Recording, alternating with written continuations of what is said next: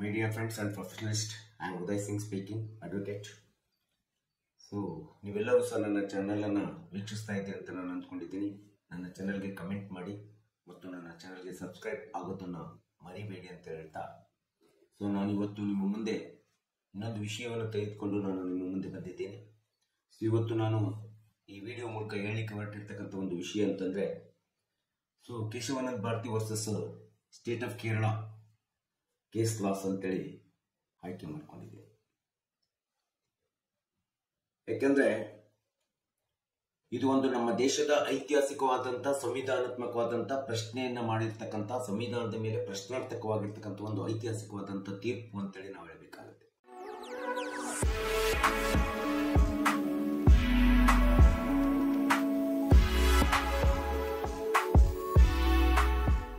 ಈ ದೇಶದ ಸಂವಿಧಾನದ ಪೀಠಿಕೆ ಅಥವಾ ಪ್ರಿಯಂಬಲ್ ಅಂತ ಹೇಳಿದ್ರೆ ಈ ದೇಶದ ಜನತೆಯ ಆಶಯಗಳನ್ನ ಆಶೋತ್ತರಗಳನ್ನ ಹೊಂದಿರತಕ್ಕಂಥ ಪ್ರಿಯಂಬಲ್ಲಿನ ಮೇಲೆ ಒಂದು ಲ್ಯಾಂಡ್ ಮಾರ್ಕ್ ಜಡ್ಜ್ಮೆಂಟ್ ಅನ್ನ ಕೊಟ್ಟಿರ್ತಕ್ಕಂಥದ್ದು ಸುಪ್ರೀಂ ಕೋರ್ಟ್ ಅನ್ನ ನಾವು Keshavananda Bharati versus state of Kerala case laws ನಲ್ಲಿ ನಾವು ನೋಡ್ತಾ ಇದ್ದೀವಿ. ಈ ಕೇಸಿನ ಬಗ್ಗೆ ಒಂದು ಸಂಕ್ಷಿಪ್ತವಾಗಿರ್ತಕ್ಕಂಥ ಐತಿಹಾಸಿಕ ಹಿನ್ನೆಲೆ ಮತ್ತು ಈ ಒಂದು ಮುಕದ್ದಮೆ ಹೇಗೆ ಈ ದೇಶದ ಐತಿಹಾಸಿಕವಾದಂಥ ತೀರ್ಪಾಗಿ ಹೊರಹೊಮ್ಮಿತು ಎಂಬುದರ ಬಗ್ಗೆ ಒಂದು ಸಂಕ್ಷಿಪ್ತವಾದಂಥ ವಿವರಣೆಯನ್ನು ವಿಚಾರವನ್ನು ತಿಳ್ಕೋಬೇಕೆಂಬತಕ್ಕಂಥ ಹಿನ್ನೆಲೆಯನ್ನು ಇಟ್ಕೊಂಡು ನಾನು ಈ ವಿಡಿಯೋವನ್ನು ಮಾಡ್ತಾ ಇದ್ದೇನೆ.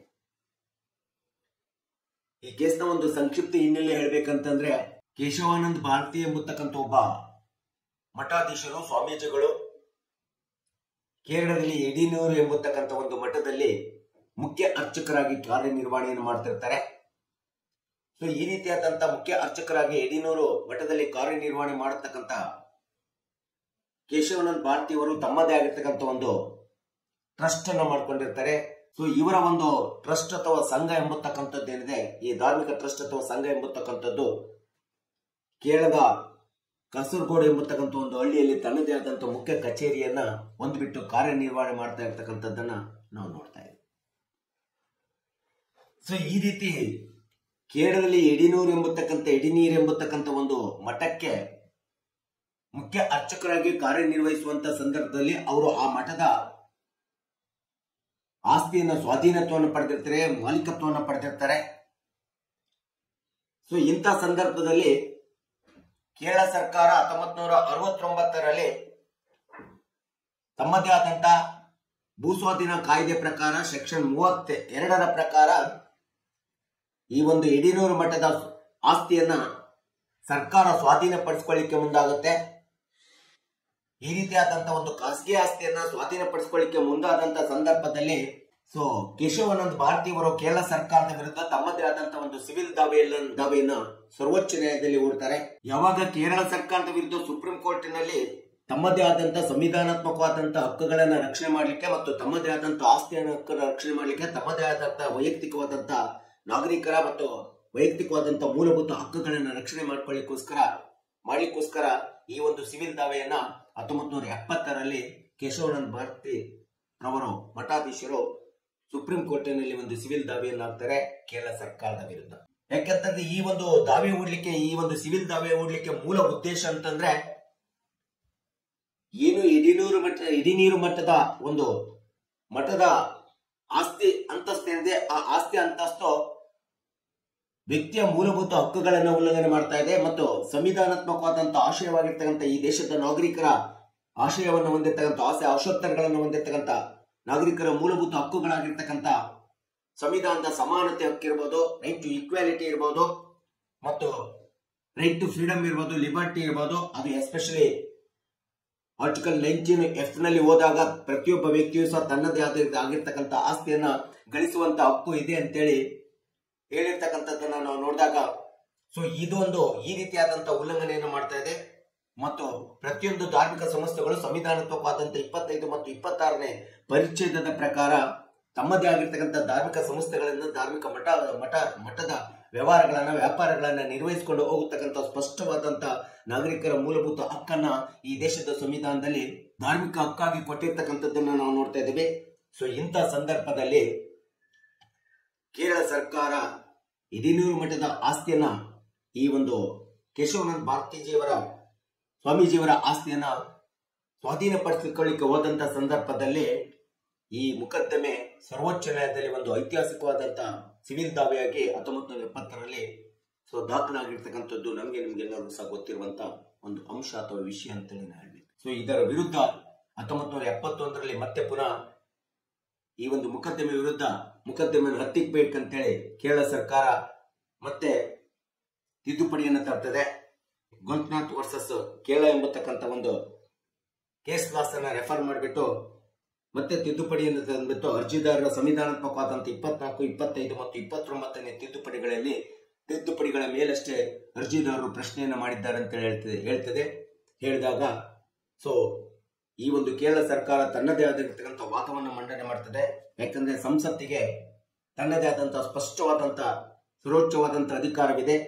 ಸಂವಿಧಾನಾತ್ಮಕವಾದಂಥ ತಿದ್ದುಪಡಿ ಪರಿಚ್ಛೇದ 368ರ ಪ್ರಕಾರ ಈ ದೇಶದ ಸಂಸತ್ತು ಅಥವಾ ಶಾಸಕಾಂಗ ಯಾವುದೇ ವಿಷಯದ ಮೇಲೆ ಅದು ಸಂವಿಧಾನದ ಪ್ರಿಯಾಂಬಲ್ ಇರ್ಬೋದು, ಸಂವಿಧಾನದ ಮೂಲಭೂತವಾದಂಥ ಅಂಶಗಳಿರ್ಬೋದು, ಸ್ವಭಾವಗಳಿರ್ಬೋದು, ಅಥವಾ ಸಂವಿಧಾನಾತ್ಮಕವಾದಂಥ ಯಾವುದೇ ಭಾಗದಲ್ಲಾಗಲಿ ಸಂಸತ್ತು ಯಾವುದೇ ಸಂದರ್ಭದಲ್ಲಿ 368ನೇ ವಿಧಿಯ ಪ್ರಕಾರ ಸಂವಿಧಾನವನ್ನು ತಿದ್ದುಪಡಿ ಮಾಡಿಕೊಳ್ಳುವಂತ ಅಧಿಕಾರ, ಸರ್ವಶ್ರೇಷ್ಠ ಅಧಿಕಾರ ಸಂಸತ್ತಿಗಿದೆ ಅಂತೇಳಿ ಕೇರಳ ಸರ್ಕಾರದ ಪರವಾಗಿರ್ತಕ್ಕಂಥ ನ್ಯಾಯವಾದಿಗಳು ವಾದವನ್ನು ಮಂಡನೆ ಮಾಡ್ತಾರೆ ಸುಪ್ರೀಂ ಕೋರ್ಟ್ ನಲ್ಲಿ. ಅಂತ ಸಂದರ್ಭದಲ್ಲಿ ಕೇಶವಾನಂದ ಭಾರತೀಜಿಯವರ ಪರವಾಗಿರ್ತಕ್ಕಂಥ ವಕೀಲರಾಗಿರ್ತಕ್ಕಂಥ ನಾರಿಮನ್ ಇರ್ಬೋದು, ಸುರೇಶ್ ಸೊರಾಬ್ಜಿ ಇರ್ಬೋದು, ಮತ್ತೆ ನಾನೇ ಪಾಲ್ಕಿವಾಲಾ ಇರ್ಬೋದು. ತನ್ನ ಸಂವಿಧಾನದ ಪ್ರಕಾರ 368ನೇ ವಿಧಿಯ ಪ್ರಕಾರ ಯಾವುದೇ ವಿಧವಾದಂತ ತಿದ್ದುಪಡಿಯನ್ನ ಸಂಸತ್ತು ಸಂವಿಧಾನದಲ್ಲಿ ಮಾಡುವಂತ ಅಧಿಕಾರ ಇದ್ದವರು ಸಹ ಸಂವಿಧಾನದ ಮೂಲ ಸ್ವರೂಪ ಆಗಿರ್ತಕ್ಕಂಥ ಮತ್ತು ಸಂವಿಧಾನಕ್ಕೆ ಸಂಬಂಧಪಟ್ಟಂತ ನಾಗರಿಕರ ಮೂಲಭೂತ ಹಕ್ಕುಗಳಂತೇನಿದ್ದಾವೆ, ಈ ನಾಗರಿಕರ ಮೂಲಭೂತ ಹಕ್ಕುಗಳಿಗೆ ಧಕ್ಕೆ ಬರದಾಗೆ ಸಂವಿಧಾನವನ್ನ ತಿದ್ದುಪಡಿ ಮಾಡ್ಬೇಕಂತೇಳಿ ವಾದ ಮಂಡನೆಯನ್ನ ನಾನೇ ಪಾಲ್ಕಿವಾಲಾ, ನಾರಿಮನ್ ಮತ್ತು ಸುರೇಶ್ ಸೊರಾಬ್ಜಿ ಅವರು ಮಾಡಿರ್ತಕ್ಕಂಥದ್ದನ್ನ ಈ ಕೇಶವಾನಂದ ಭಾರತೀಯ ಪರವಾಗಿ ನ್ಯಾಯವಾದಿಗಳು ಸುಪ್ರೀಂ ಕೋರ್ಟಿನಲ್ಲಿ ಅಂದಿನ ದಿನಗಳಲ್ಲಿ ನ್ಯಾಯಕ್ಕೋಸ್ಕರ ಈ ಒಂದು ನಾಗರಿಕರ ಮೂಲಭೂತ ಹಕ್ಕುಗಳನ್ನ ರಕ್ಷಣೆ ಮಾಡ್ಲಿಕ್ಕೋಸ್ಕರ, ಸಂವಿಧಾನಾತ್ಮಕವಾದಂತಹ ನೀತಿ ನಿಯಮಗಳನ್ನ ರಕ್ಷಣೆ ಮಾಡ್ಲಿಕ್ಕೋಸ್ಕರ ನ್ಯಾಯ ಮಂಡನೆಯನ್ನ ವಾದವನ್ನ ಸುಪ್ರೀಂ ಕೋರ್ಟ್ನಲ್ಲಿ ಈ ಒಂದು ಮಠಾಧೀಶರ ಪರವಾಗಿ ವಾದ ಮಂಡನೆ ಮಾಡಿರ್ತಕ್ಕಂಥದ್ದನ್ನ ನಾವಿಲ್ಲಿ ನೆನಪಿಸಿಕೊಳ್ಬೇಕಾಗುತ್ತೆ. ಆದರೆ ಸಂವಿಧಾನದ 368ನೇ ವಿಧಿಯ ಪ್ರಕಾರ ಸಂಸತ್ತಾಗ್ಲಿ ಶಾಸಕಾಂಗವಾಗ್ಲಿ ಯಾವುದೇ ತಿದ್ದುಪಡಿಯನ್ನು ಮಾಡಬೇಕಾದ್ರೆ ಸಂವಿಧಾನದ ಪ್ರಸ್ತಾವನೆ ಪೀಠಿಗೆ ಮೂಲ ಸ್ವರೂಪ ತಿದ್ದುಪಡಿ ಮಾಡ್ಲಿಕ್ಕೂ ಬರೋದಿಲ್ಲ ಮತ್ತು ಆ ಮೂಲ ಸ್ವರೂಪವನ್ನ ತಿದ್ದುಪಡಿ ಮಾಡಬಹುದು ಅಂತೇಳಿ ಸಮರ್ಥಿಸಿಕೊಳ್ಳುವಂತ ಅಧಿಕಾರವೂ ಸಹ ಸಂಸತ್ತಿಗಿಲ್ಲ, ಶಾಸಕಾಂಗಕ್ಕಿಲ್ಲ ಅಂತೇಳಿ ಹೇಳ್ತಾರೆ. ಯಾಕಂದ್ರೆ ಇದು ಸಂವಿಧಾನದ ಮೂಲ ಸ್ವರೂಪವನ್ನು ಉಲ್ಲಂಘನೆ ಮಾಡಿದಂಗಾಗುತ್ತೆ. ಅತಿ ದೊಡ್ಡವಾದಂತ ತರ್ಕವನ್ನ ಸುಪ್ರೀಂ ಕೋರ್ಟಿನಲ್ಲಿ ಕೇಶವಾನಂದ ಭಾರತೀಜಿಯವರ ನ್ಯಾಯವಾದಿಗಳು ಮಾಡಿರ್ತಕ್ಕಂಥದ್ದನ್ನ ನಾವಿಲ್ಲಿ ನೆನಪಿಸ್ಕೋಬೇಕಾಗುತ್ತೆ.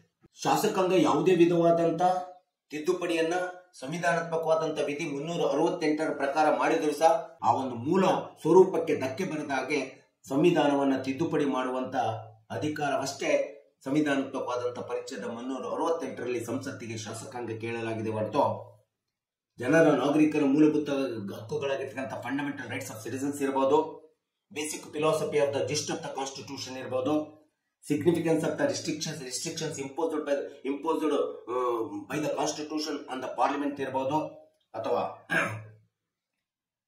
Fundamental theory of the constitution and fundamental basic principles of the constitution, it has to be reviewed within the framework of the judiciary, but to be through the judicial review.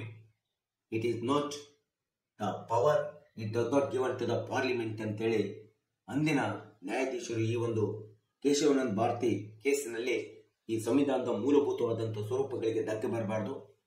ಮೂಲಭೂತ ಹಕ್ಕುಗಳಿರ್ಬೋದು, ನಾಗರಿಕರ ರಾಜ್ಯ ನೀತಿ ನಿರ್ದೇಶನ ತತ್ವಗಳಿರ್ಬೋದು, ಈ ದೇಶದ ಜಾತ್ಯತೀತ ಪರಿಕಲ್ಪನೆ ಇರ್ಬೋದು ಮತ್ತು ಈ ದೇಶದ ಸಂಯುಕ್ತ ವ್ಯವಸ್ಥೆ ಇರ್ಬೋದು. ಇವೆಲ್ಲವುಗಳನ್ನ ನ್ಯಾಯಾಂಗದ ಜುಡಿಷಿಯಲ್ ರಿವ್ಯೂ ಅಂತ ಹೇಳ್ತೀವಿ, ನ್ಯಾಯಾಂಗದ ಪುನರ್ ವಿಮರ್ಶೆಗೆ ಒಳಪಡಿಸಿ ನ್ಯಾಯಾಂಗವಷ್ಟೇ ಇವುಗಳನ್ನ ನಿರ್ಣಯಿಸುವಂತ, ಇವುಗಳ ಮೇಲೆ ನಿರ್ಧಾರವನ್ನ ಕೊಡುವಂತ, ಇವುಗಳ ಮೇಲೆ ತಿದ್ದುಪಡಿ ಮಾಡಬೇಕು ಬೇಡ ಅಥವಾ ಇವುಗಳನ್ನ ಅಂತಿಮವಾಗಿರ್ತಕ್ಕಂಥ ಸಂವಿಧಾನದ ಉಲ್ಲಂಘನೆ ಆಗ್ತೋ ಇಲ್ಲೋ ಅಂತೇಳಿ ನಿರ್ಣಯಿಸತಕ್ಕಂಥ ಅಂತಿಮ ಅಧಿಕಾರ ನ್ಯಾಯಾಂಗದ ಜುಡಿಷಿಯಲ್ ರಿವ್ಯೂ ಕಾನ್ಸೆಪ್ಟ್ ಇದೆ ಹೊರತು ಸಂಸತ್ತಿನ ಶಾಸಕಾಂಗದ ಸದಸ್ಯರುಗಳು ಸಂವಿಧಾನದ 368ನೇ ವಿಧಿಯನ್ನ ತೆಗೆದುಕೊಂಡ್ಬಿಟ್ಟು ಈ ಸಂವಿಧಾನದ ಮೂಲ ಸ್ವರೂಪತೆಗೆ ಧಕ್ಕೆ ಬರುವಂತ ರೀತಿಯಲ್ಲಿ ತಿದ್ದುಪಡಿ ಮಾಡಲಿಕ್ಕೆ ಅವಕಾಶ ಇಲ್ಲ ಅಂತೇಳಿ, ಅದರಲ್ಲಿ ಸಂವಿಧಾನದಲ್ಲಿ ಅವಕಾಶ ಇಲ್ಲ ಎಂಬತಕ್ಕಂಥ ವಾದ ಮಂಡನೆಯನ್ನು ಸರ್ವೋಚ್ಚ ನ್ಯಾಯಾಲಯದಲ್ಲಿ ಕೇಶವಾನಂದ ಭಾರತಿಯ ಪರವಾಗಿ ನಾನಿ ಪಾಲ್ಕಿವಾಲ ನಾರಿಮನ್ನು ಫುಲೆ ಸೊರಾಬ್ಜಿ ಅವರು ವಾದ ಮಂಡನೆಯನ್ನು ಮಾಡಿರ್ತಕ್ಕಂಥದ್ದು ನಮ್ಗೆಲ್ಲರಿಗೂ ಗೊತ್ತಿದೆ. ಸಹಜವಾಗಿ ಇವತ್ತು ಸರ್ಕಾರದ 3 ಅಂಗಗಳಿದ್ದಾವೆ. ಶಾಸಕಾಂಗ ಇದೆ, ಕಾರ್ಯಾಂಗ ಇದೆ, ನ್ಯಾಯಾಂಗ ಇದೆ. ಯಾವುದೇ ಶಾಸನಗಳನ್ನ, ಕಾನೂನು ಕಾಯ್ದೆಗಳನ್ನ ರಚಿಸುವಂತ ಒಂದು ಅಧಿಕಾರ ಶಾಸಕಾಂಗ ಮಾಡ್ತದೆ, ಶಾಸಕಾಂಗದ ಸದಸ್ಯರು ಮಾಡ್ತಾರೆ. ಅವರು ಮಾಡಿದಂತ ಶಾಸನ ಕಾನೂನು ಕಾಯ್ದೆಯನ್ನ ಕಾರ್ಯಗತಗೊಳಿಸುತ್ತಕ್ಕಂಥ, ಕಾರ್ಯರೂಪದಲ್ಲಿ ತರುವಂತ ಸಕ್ರಿಯವಾದಂತ ಕೆಲಸ ಕಾರ್ಯ ಅಧಿಕಾರವನ್ನು ಇವತ್ತು ಕಾರ್ಯಾಂಗ ಮಾಡ್ತದೆ. ಆದರೆ ಈ ರೀತಿ ಶಾಸಕಾಂಗ ಮಾಡಿದಂತ ಶಾಸನ ಕಾನೂನು ಕಾಯ್ದೆಯನ್ನ ಮತ್ತು ಕಾರ್ಯಾಂಗ ಏನು ಕಾನೂನು ಕಾಯ್ದೆಯನ್ನ ಕಾರ್ಯಗತಗೊಳಿಸುತ್ತದೆ, ಈ 2 ಅಂಗಗಳ ಮಾಡಿರ್ತಕ್ಕಂಥ ಕೆಲಸ ಕಾರ್ಯಗಳನ್ನ ನ್ಯಾಯಾಂಗವಷ್ಟೇ ತನ್ನದೇ ಆದಂತ ಕಾನೂನಿನ ವ್ಯಾಪ್ತಿ ಒಳಗಡೆ within the framework of the constitution law ಒಳಗಡೆ ಅದನ್ನ ಸ್ಕ್ರೂಟನೈಸ್ ಮಾಡ್ತಕ್ಕಂಥದ್ದು, ರೀಸ್ಕ್ರೂಟನೈಸ್ ಮಾಡ್ತಕ್ಕಂಥದ್ದು, ಜುಡಿಷಿಯಲ್ ರಿವ್ಯೂಗೆ ಒಳಪಡಿಸಿ ಅದು ಸರಿ ಇದೆಯೋ ಇಲ್ಲ ಅಂತೇಳಿ interpretation of the law autonomous independently as a watchdog of the constitution, as a safeguardian of the Indian constitution, that power it would have been exercised only to the Supreme Court, not for the legislature or the parliament ಅಂತೇಳಿ ಈ ಕೇಸ್ನಲ್ಲಿ Keshavananda ಭಾರತಿಜಿಯವರ case ಮುಕದ್ದಮೆ ಇಡೀ ಒಂದು ದೇಶದ ಜನತೆಯ ಮೂಲಭೂತ ಹಕ್ಕುಗಳನ್ನ ಮತ್ತು ಈ ದೇಶದ ಸಂವಿಧಾನದ ಮೂಲಭೂತವಾದಂತಹ ಸ್ವರೂಪತೆ ಸ್ವಭಾವಗಳನ್ನ ಜನರ ಆಶೋತ್ತರಗಳನ್ನ ರಕ್ಷಣೆ ಮಾಡತಕ್ಕಂಥ ಒಂದು ಕೆಲಸ ಕಾರ್ಯ ಐತಿಹಾಸಿಕವಾಗಿ ಸರ್ವೋಚ್ಚ ನ್ಯಾಯಾಲಯದ ಮೂಲಕ ಈ ಒಂದು ಮುಕದ್ದಮೆ ಒಂದು ಐತಿಹಾಸಿಕವಾದಂತಹ ದಾಖಲೆಯನ್ನ, ಸಾಧನೆಯನ್ನ ಮಾಡಿ ತೋರಿಸಿರ್ತಕ್ಕಂಥದ್ದು ಈ ದೇಶದ ಜನತೆಗೆ, ಈ ದೇಶದ ಸಂವಿಧಾನಕ್ಕೆ ಮತ್ತು ಈ ದೇಶದ ಸರ್ವೋಚ್ಚ ನ್ಯಾಯಾಲಯಕ್ಕೆ ಒಂದು ಹಿಡಿದ ಕೈಗನ್ನಡಿ ಅಂತೇಳಿ ನಾವು ಹೇಳುವುದರಲ್ಲಿ ತಪ್ಪಿಲ್ಲ ಅಂತೇಳಿ ನಾವು ಹೇಳಬೇಕಾಗುತ್ತೆ. ಸೊ ಈ ರೀತಿಯಾದಂತಹ ಕೇಶವಾನಂದ ಭಾರತಿ ಮತ್ತು versus state of Kerala case loss ಏನಿದೆಯಲ್ಲ, ಅಂತಿಮವಾಗಿ 1973ರಲ್ಲಿ ಸರ್ವೋಚ್ಚ ನ್ಯಾಯಾಲಯ ಈ ಒಂದು ಸಂವಿಧಾನಾತ್ಮಕವಾದಂತಹ ವಿಷಯದ ಮೇಲೆ ಇರ್ತಕ್ಕಂಥ ಮುಕದ್ದಮೆಗೆ ಒಂದು ಅಂತಿಮವಾದಂತಹ ತೀರ್ಪನ್ನು ಕೊಡ್ತದೆ, ನಿರ್ಣಯವನ್ನು ಕೊಡ್ತದೆ. 1973ರಲ್ಲಿ ಸರ್ವೋಚ್ಚ ನ್ಯಾಯಾಲಯ ಕೊಟ್ಟಿರ್ತಕ್ಕಂಥ ಈ ತೀರ್ಪನ್ನ ನಾವಿವತ್ತು Keshavananda Bharati versus state of Kerala case laws ಅನ್ನ ನಾವು ಇವತ್ತು ಒಂದು ಐತಿಹಾಸಿಕವಾದಂತಹ ದೇವರ ತೀರ್ಪು ಅಂತೇಳಿ ನಾವು ಇವತ್ತು ನಿರ್ಣಯಿಸಿದ್ದೀವಿ. ಅಷ್ಟೇ ಅಲ್ಲದೆ it was one of the logical and legal, scientific, constitutional, moral, landmark constitutional judgment ಅಂತೇಳಿ ಇವತ್ತು ಈ ಒಂದು ಮುಕದ್ದಮೆಗೆ ಹೆಸರು ಬಂದಿರತಕ್ಕಂಥದ್ದನ್ನ ನಾವು ನೋಡ್ತೀವಿ.